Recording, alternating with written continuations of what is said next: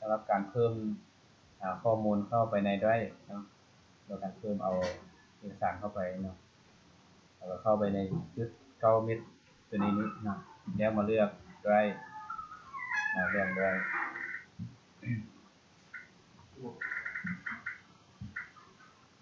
อยู่ในDriveนี่มันก็สำคัญหลายอย่างเนาะคือการรักษาข้อมูลที่สำคัญของเราแหละ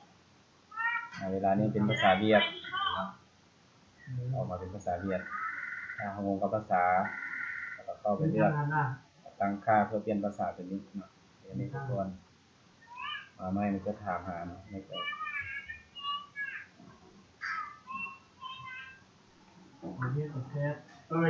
หลังจากนะครับตรงนี้ก็เข้าไปตั้งค่าเปลี่ยนภาษา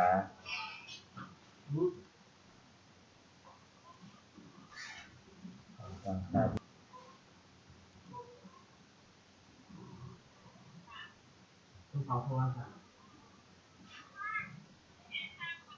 นี่มันขึ้นต้นเป็นภาษาลาวเลือกภาษาถ้าต้องการเป็นภาษาเพิ่มภาษาอื่นก็เลือกได้อย่างต้องการภาษาที่มาเพิ่มใช้United States เลือกต้องการให้เป็นภาษาอังกฤษยับขึ้นไปแล้วข้อมูลอันนี้จะเปลี่ยนเป็นภาษาอังกฤษ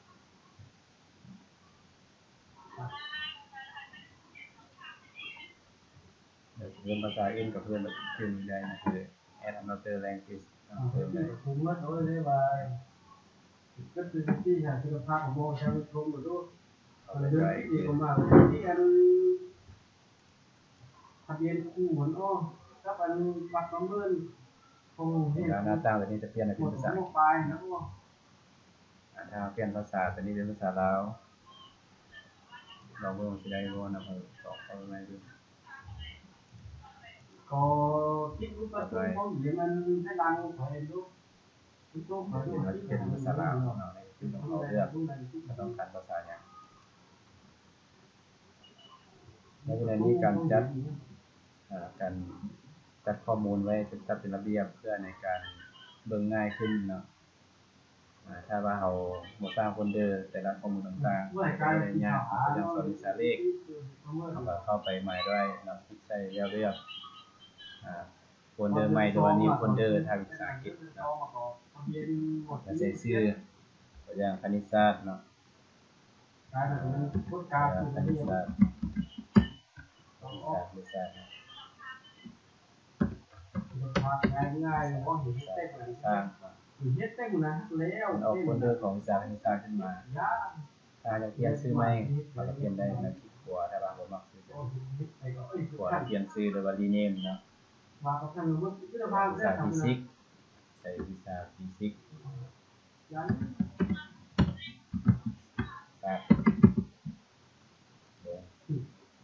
ในนี้ถ้าสอนชั้นหลายชั้นเป็นม.4 ม.5 ม.7 เนาะเดี๋ยวจะเอาแต่ชั้นสอนชั้นม.7 ชั้นเดียวก็ใส่เข้าไปในอันนี้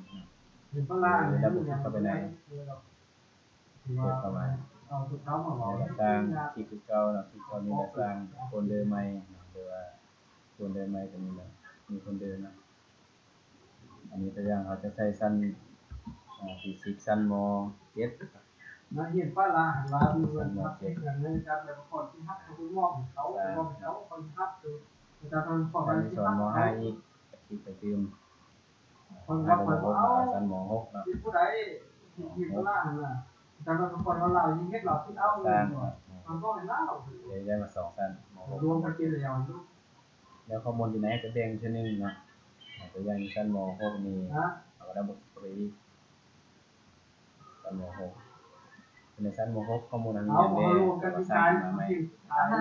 ตอนนั้นรวมนะครับสอนนะตอนนั้นคนว่าเราเอาเงินเราดูเงินไปถึงว่าแล้วมีอย่างอื่น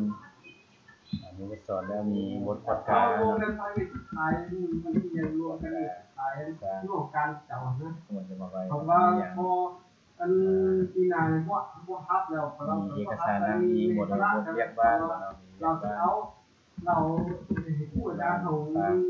เฮ็ดเองอธิบายโอนให้เราว่าโอนคือของเป็นที่ฟ้าเรา แล้วข้อมูลอยู่ในนี้ถ้าเขาอยากเอาเข้ามาเขาก็เปิดขึ้นมานะตัวอย่างบทสอนตัวอย่างเอาตัวใดตัวหนึ่งเนาะบทสอนหรือเอาข้อมูลอะไรก็ได้เป็น Word Excel PowerPoint เนาะข้อมูลที่เขาอยากเอาเข้ามาตัวอย่างจะเอาข้อมูลสมัครในเข้ามาเนาะข้อมูลอาสาสมัครเอาก็ลากเข้ามาเลยเอาคราวนี้เนี่ยคือมันขึ้นมาแล้วก็ดึงลากเข้ามาแบบนี้นะถ้าเป็นรูป copy แสดงว่าอะไรในสังเกตที่นี้เนาะถ้ามีที่สีเขียวแสดงว่ามันผ่านเนาะอันนี้แสดงว่าเข้ามาแล้วเอาลากเข้ามาหมดตัวคลิกตัวนี้แล้วก็เลือกเอาเลือกเป็น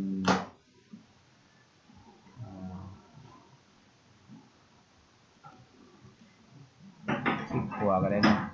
คลิกขวาอยู่ในนี้แล้วก็เลือกอัปโหลดไฟล์โดยอัปโหลดเป็นโฟลเดอร์ก็ได้อัปโหลดโฟลเดอร์หมายถึงว่ามาเบิดโฟลเดอร์เลยยังไงถ้าอัปโหลดไฟล์ก็ได้นำมาเป็นไฟล์แต่ละตัวนี้ถ้าต้องการลบคลิกใส่แล้วเอาทางที่นี่ลบออกหายไปจากนั้นการใช้อีเมลถ้าเราใช้กับคอมยุ่งอื่นๆต้องพยายามให้ออกจากระบบบ่ให้มันค้างอยู่ในคอมของเราก็คือเข้าไป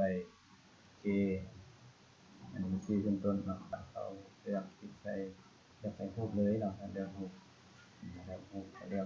ของเขาใส่หรือว่ารูปจากคอมพิวเตอร์ของท่านเนาะก็เข้าไปเลือกเอารูปของเราท่านจากเลือกรูปแล้วก็จึงมาเลือกเอาตั้งค่าเป็นรูปโปรไฟล์หรือว่าการเขียนรูปของเด็กเนาะแต่ออกจากระบบจะเป็นคลิกใส่